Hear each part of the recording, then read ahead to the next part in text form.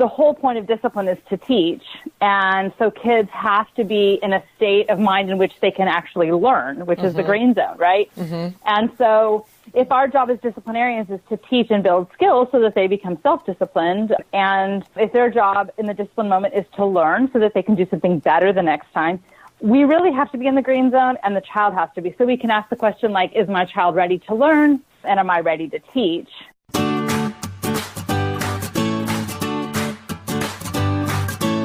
Hello and welcome to the Sunshine Parenting Podcast, where each week we talk about ideas for raising kids who become thriving adults. I'm your host, Audrey Monkey. I'm a summer camp director, writer, and speaker, and I've had the privilege of working with thousands of children, teenagers, young adult counselors, and parents over the past 3 decades. My husband Steve and I are raising 5 kids who currently range in age from 15 to 25. So my interest in raising kind, optimistic, self-reliant kids who become thriving adults is personal as well as professional. Hi, Sunshine Parenting listeners. I am so excited this week to bring back an episode from the early days of the podcast. Back in episode 20, I interviewed Tina Payne Bryson about her book, The Yes Brain. And I'm going to bring this interview back to you today in a replay. And this is the first time I've ever done this on the podcast, but there's a reason behind it. This week in the Happy Campers Book Club group on Facebook, which is my summer read-along book club for my new book, Happy Campers, 9 Summer Camp Secrets for Raising Kids Who Become Thriving Adults. This week, our topic is Camp Secret Number 1, Connection Comes First. And one of my favorite resources for connection is Tina Payne Bryson. Actually, she's the founding executive director of the Center for Connection in Pasadena. And it's a multidisciplinary clinical practice and a place where she is devoted to the study, research, and practice of play therapy through a neurodevelopment lens. I have heard Tina speak on several occasions as a keynote speaker at different conferences, and every time I learn something new from her. She is just one of my favorite parenting and youth development researchers and just such a phenomenal human being. In addition to The Yes Brain, Tina has co-authored 2 other books with Dr. Dan Siegel. They include The Whole Brain Child and No Drama Discipline. And all 3 of these books, so when you include The Yes Brain, I really think should be in the library of every parent, every teacher, really everyone who works with children and just wants to understand what is going on when we see the different behaviors from our children. I am really excited that Tina and Dan are writing a new book called The Power of Showing Up that's coming in 2020, and I will definitely be pre-ordering that as soon as it's available. Tina earned her LCSW, her Licensed Clinical Social Work degree, and her PhD from the University of Southern California, where her research explored attachment science, child rearing theory, and the emerging field of interpersonal neurobiology. Tina is involved in so many things. She's the director for child development for Camp Chippewa in Cass Lake, Minnesota, the child development director for Lantern Camps, the director of parenting education at the Mindsight Institute, and the child development specialist at St. Mark's School in Altadena. This is all in addition to her practice at the Center for Connection and all of her writing. Tina is also a huge supporter and proponent of summer camp experiences. And that's how I actually ended up getting to know Tina even better through several different camp conferences and opportunities that we had to chat about our philosophies on parenting. So I was thrilled when Tina agreed to read my book, Happy Campers, to see if she might be interested in writing the foreword. She did indeed end up enjoying the book and writing a beautiful foreword for my book, which was just such an honor to have her as part of the project. There's a saying that I learned from Tina that I have used hundreds of times since in my writing, in my speaking, and when I'm training camp counselors and parents. And that is the phrase, connection before correction. I'm really thrilled to bring you this interview with Tina that I did more than a year ago, but all of her words still really resonate with me and were such a good reminder about the things that we need to focus on to truly connect with our children. So I hope you enjoy this episode of the podcast with Tina Payne Bryson on the Yes Brain. I am so excited to have Tina Payne Bryson on the podcast today. She is the co-author of The Yes Brain, How to Cultivate Courage, Curiosity, and Resilience in Your Child.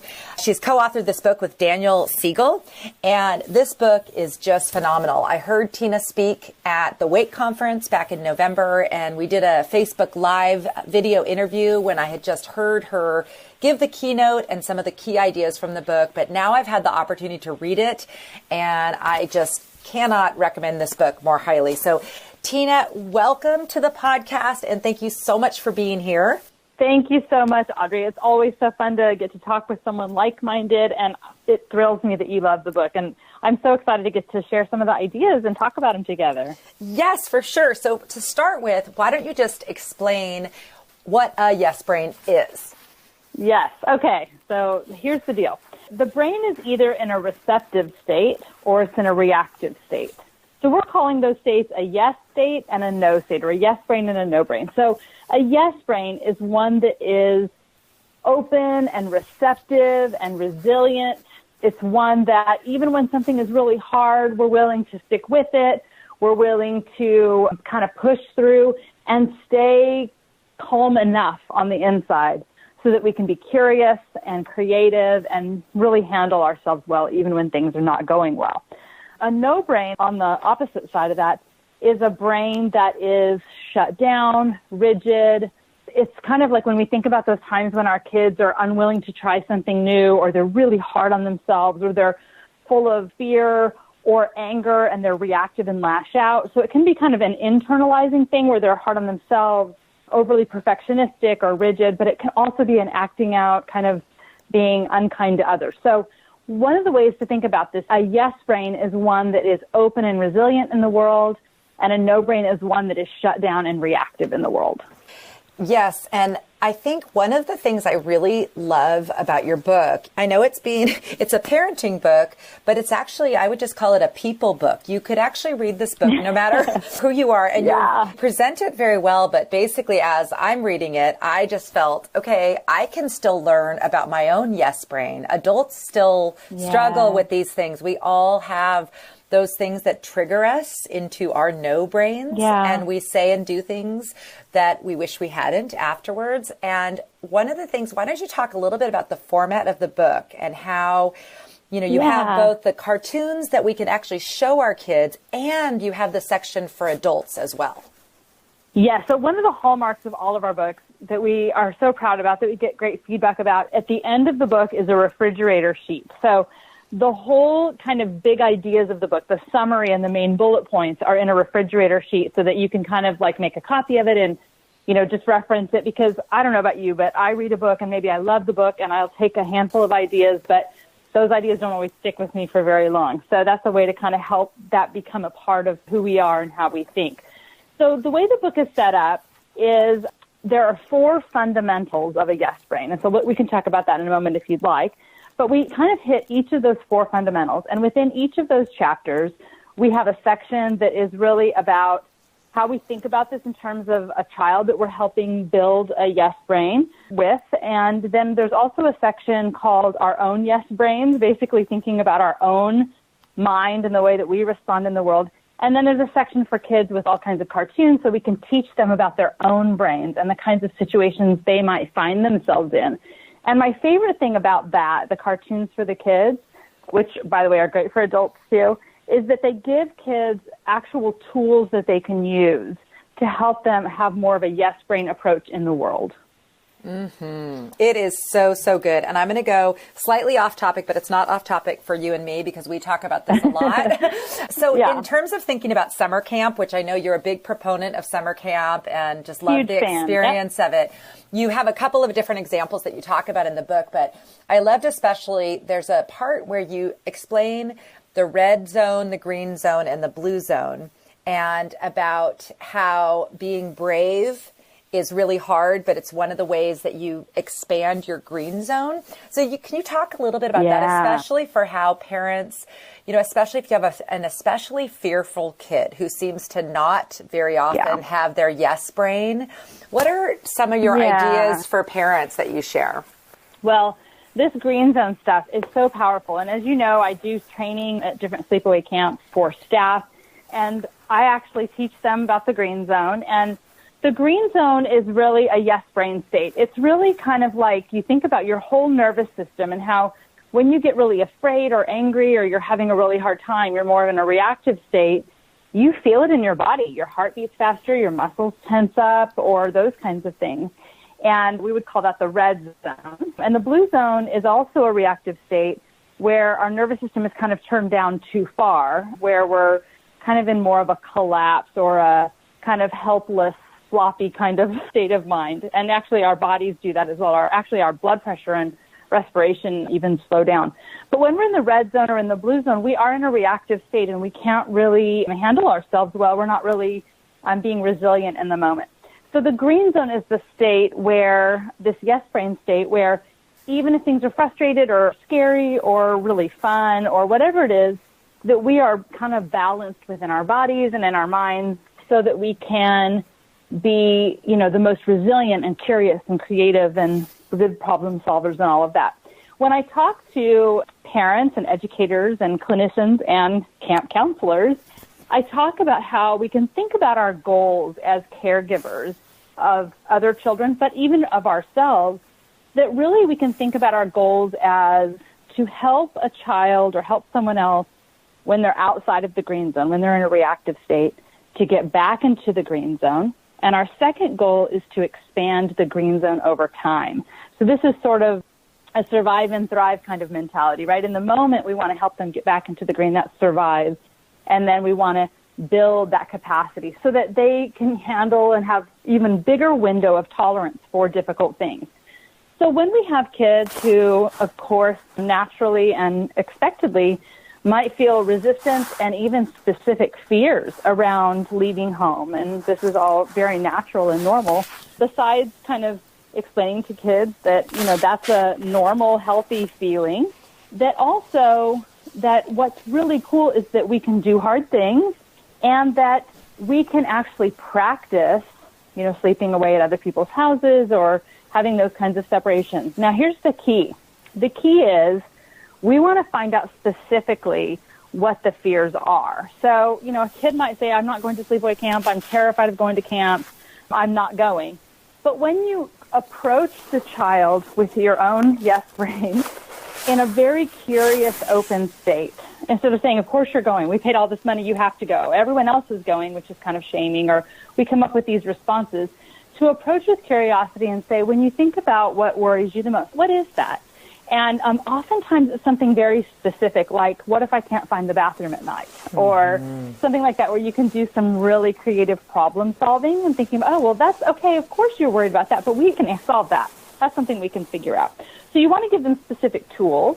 You want to allow them to sit in the discomfort of their feeling and not distract them from it, right? So you want to say, oh, so that feels uncomfortable in your body when you think about that. Now that we've felt that and now we understand that that's what's going on, now let's be problem solvers. So we acknowledge the feeling, we sit in the feeling, but we don't stay stuck in the feeling, right? Mm-hmm. So then we move into these other states. And, a fear state is a no-brain state, and it's natural and normal, and we all feel that at times. The key is not to say, I should never feel that way. The key is, how do I take myself, or how do I help my child go from that state into one where they can tolerate it and become triumphant? We don't want those experiences to be traumatic, because then sometimes the green zone shrinks even more if it's too much for a kid. What we want it to be is the just right amount of stress, the just right amount of challenge for them. Because then when they do it triumphantly and they've been given the tools to do it, they can come home. I remember Audrey, my son, when he went to camp for the first time, he was 9, and he was gone for 2 weeks out of the state.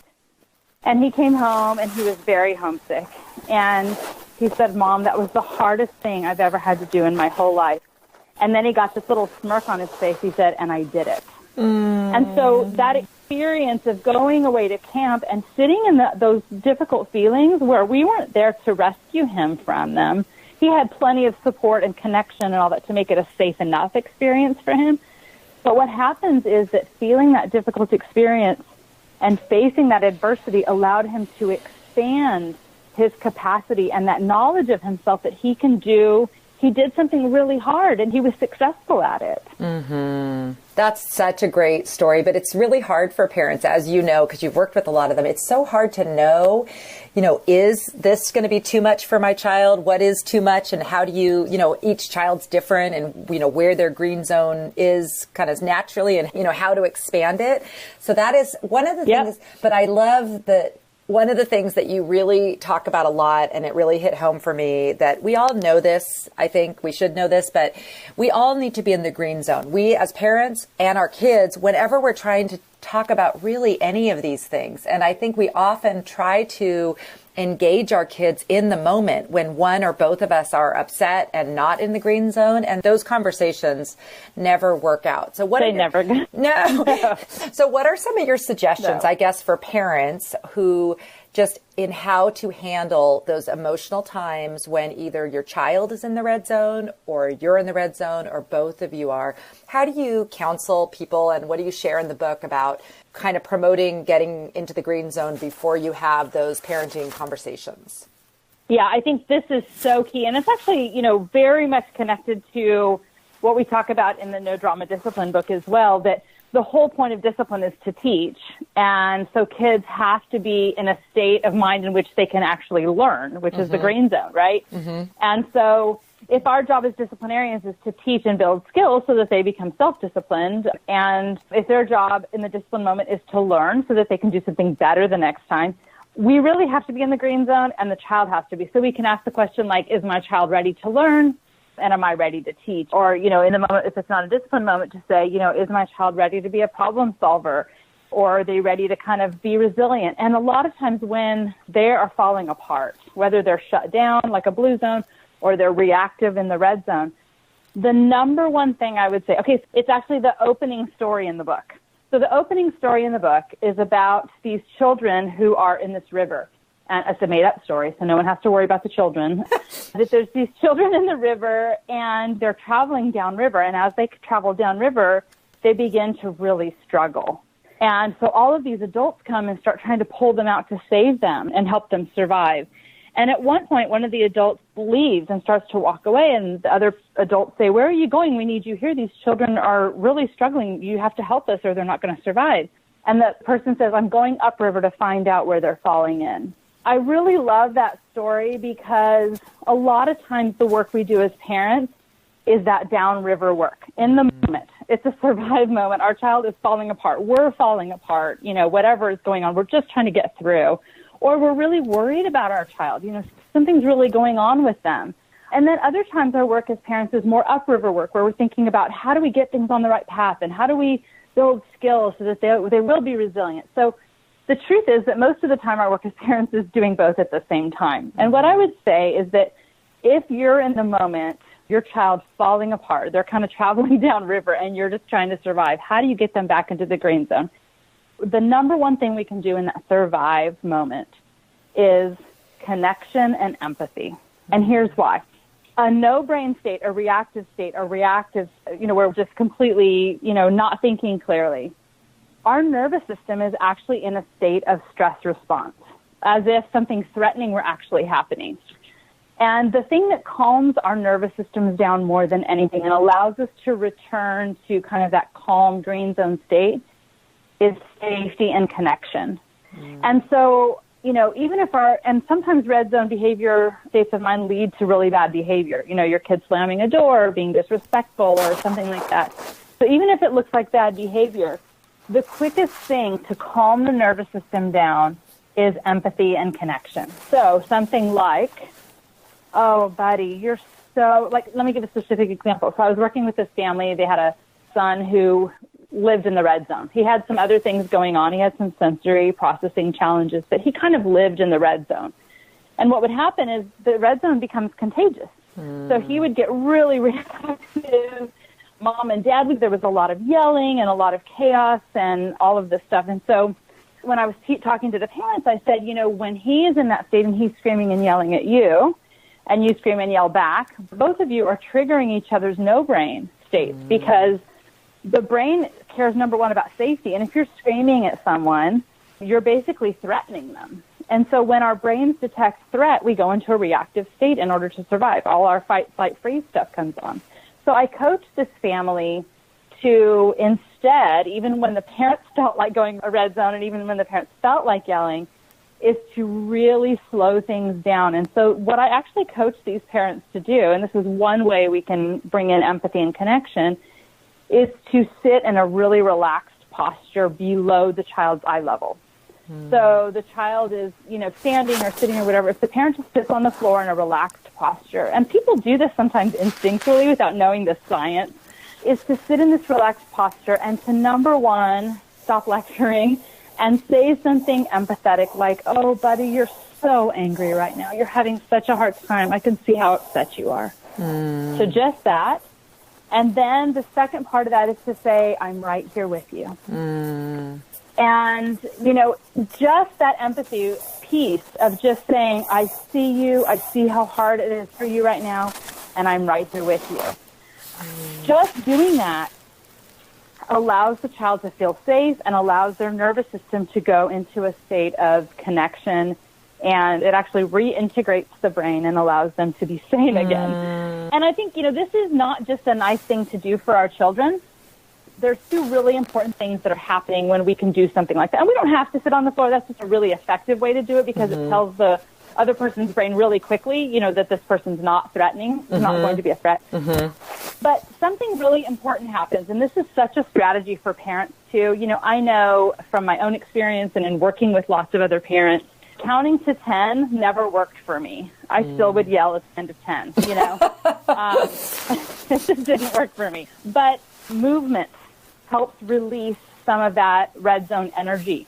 So just getting up and moving your body, especially not towards your child in an aggressive way, but moving your body, getting your child to move their body. So if your child's starting to move into the red zone or starting to shut down, to say, hey, let's play keep it up with the balloon, or actually better to not tell them what you're going to do, just toss something that they will catch and then you have some sort of game. But movement helps green zone stuff too. But when you stand over a child and you start to yell at them and point your finger and you have an aggressive tone of voice, it activates the neural networks of I'm fighting right now. I am going to win.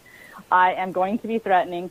But if you sit in a relaxed posture or you force yourself, even though you feel like yelling, to take a breath, to create a pause between your desired, the stimulus that's happening in front of you and your desired response, to stop and pause, to take a breath, and to instead say something empathetic like, oh, this is really hard for you right now. If you force yourself to say something empathetic or to put your body in a, posture down below in a relaxed posture, it actually totally activates different neural networks in our brain. So the brain's an association machine. So if I'm standing across from you, Audrey, and I'm yelling at you and I have an aggressive look on my face and I'm wagging my finger at you, it's going to activate my fight circuitry. But if I sit down in a relaxed posture and I say, you're having a hard time, what's going on?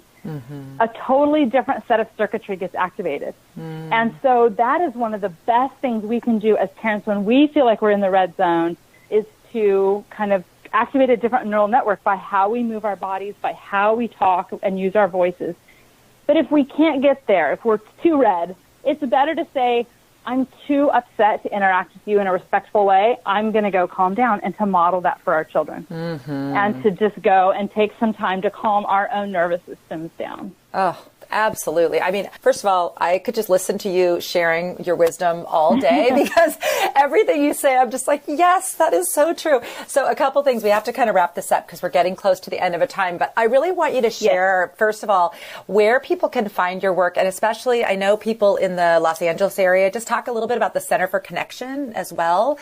So because so much of your work I know resonates with parents, and it's so important what you're sharing. So where can people find you and your work? So the easiest place to find me is tinabryson.com, and that's Bryson. And there's links there to my center, which is the website for the center is thecenterforconnection.org. And we're really proud of our Center for Connection. We have a team of about 25 people. We meet together 2 hours every week to approach with curiosity and really peeling back the layers of what's really going on with a kid or an adult or a couple or a family. And we've got a multidisciplinary team to help us curiously kind of peel back those layers to figure out the best intervention.